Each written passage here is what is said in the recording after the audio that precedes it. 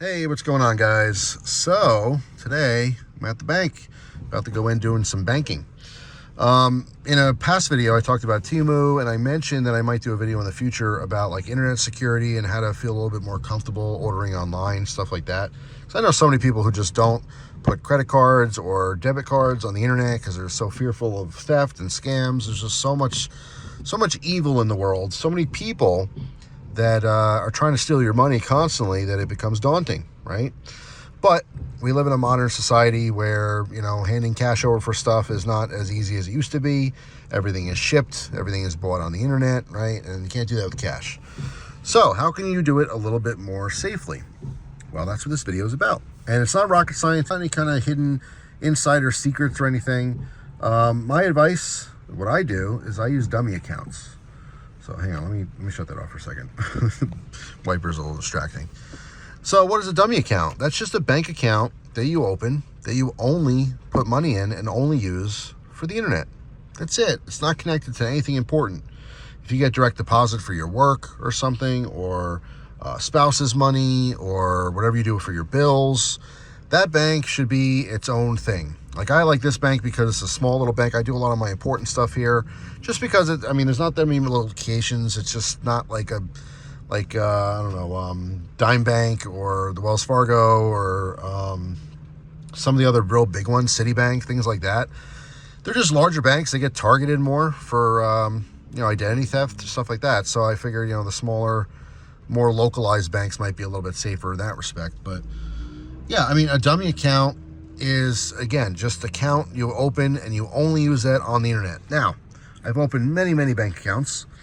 In the past, I'm in a unique situation because I love coin hunting. So years ago, when I used to do coin hunting, I'd go to all these different banks looking for coins, and half the time they would just say no. I would say, hey, well, I'm looking for $50. They're like, oh yeah, we have $50. And they're like, oh, you a customer? And I'd have to say, no, I'm not a customer. And they'd say, oh, you know, I'm real sorry, but we save these for customers. Or like, you know, like any bank will give you like a roll of dimes or quarters or whatever. But if you want a substantial amount of coins, you have to be a customer most of the time, right? So I learned very quickly to just make bank accounts everywhere. Just open accounts everywhere, keep the minimum amount of money in those accounts, because obviously I don't have thousands and thousands of dollars to just spread it all across town and all across the city. And so I'm basically a customer to every bank. Any bank I want to go into to get coins, I'm a customer. So if that comes up in question, it's not a big deal because I have an account here. So if you don't open bank accounts frequently like I do, which you probably don't because I'm kind of strange and it's not common, you can go to a bank's website. You can read about all their different accounts, you know, the pros and cons, the features of an account. But the most important thing you want to look for is the fees. They have a fees page, right? And if you can't get this information online, you can simply call a bank and just ask these questions. They're there to help you, so don't feel shy about it. Just ask all the questions you know possibly can think of. But all banks have fees. That's how they make their money. They make money on interest. So when your money's sitting there, they're letting other people borrow it, and that's how they make money. And when you don't pay them back in time, or you have a bill that comes out, you didn't have enough in there, they, you know, all the fees. So, of course, if you open a bank account, you are opening yourself up to having some of that money taken out in fees. Usually there's a monthly fee if you don't do XXXXX things, right? There's always a way, well, I shouldn't say always, but in every bank I've ever been, there's been a way to avoid any kind of fees. So you can have an account that's completely free, but you have to meet certain criteria. For a lot of accounts, in order to have a free account and no fees, you have to keep a minimum balance in there, but it's usually not too much. Sometimes I'll have a checking account at a bank because it's cheaper and easier to keep a checking account open than a savings account. And sometimes it's vice versa. So let's say like this bank, I don't know the details offhand because again, I go to so many different banks, but let's just say this particular bank will open an account for you, and you have to just keep $100 in at all times. That's your minimum balance. If you do that, then you will avoid fees. And that's it. You just keep the $100, you don't touch it. Let's say you want to open a savings account, but the savings account means you have to have a certain amount direct deposited, or let's say your monthly, you know, revolving balance has to be $500. Maybe you don't want that. Maybe you don't want to have, you know, maybe you can't afford $500 to just sit there and do nothing. So you have to look at all the details. So yeah, in some cases it made sense for me to open like a savings account, but not a checking account, because in order to have a checking account without fees, I don't meet the criteria, or I don't plan to meet the criteria. So yeah, I mean, you just go get a bank account as cheap as possible. And in most cases, like I said, it's keeping $100 in there or less, or excuse me, or more. As long as I keep the $100, I just don't touch it. That's it. I'm allowed to keep that bank account open, but I do not get fees for it, right? So let's say I want to buy something online for $400. Well, I go down to my dummy account bank. I deposit $400 in there. I go home. I order my thing for $400. That's it. It's that simple. If my card ever got compromised online, and they stole, my information, you have a good chance of getting your money back, as long as it's not thousands. And there's certain criteria there. You have to look into that on your own. It's specific to each bank. Like sometimes a credit card company might protect you better. Sometimes a debit card protects you better from a bank. It really just depends on the details. So I can't give that information, generally speaking. But that's basically how it works. You go to the bank, you put in what you want to spend online, or if you don't mind, you keep $500 in there at all times, and then you can buy little dinky things here and there. You hop on Amazon, buy some for $20 with that account. You buy some $50, whatever. As it depletes, you go and put more money in. But you don't keep a large sum in there. So if it ever got compromised, and for some reason the bank does not cover you, they do not, give you your money back because of the fraudulent charges or whatever, you're not totally screwed. Let's say you lose your $100. All right, well, at least you didn't lose thousands of dollars. At least you can still keep a bank account that has important stuff like your bill money, direct deposits for your work, stuff like that, right?